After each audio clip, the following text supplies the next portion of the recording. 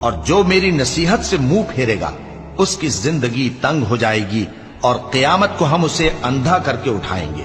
وہ کہے گا کہ میرے پروردگار تو نے مجھے اندھا کر کے کیوں اٹھایا؟ میں تو دیکھتا بھالتا تھا۔ اللہ فرمائے گا کہ ایسا ہی چاہیے تھا، تیرے پاس ہماری آیتیں آئیں تو تو نے ان کو بھلا دیا، اسی طرح آج ہم تجھ کو بھلا دیں گے۔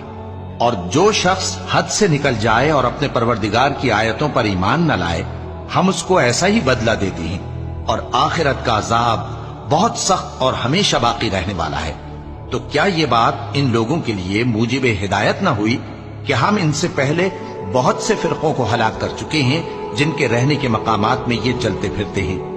عقل والوں کے لیے اس میں بہت سی نشانیاں ہیں۔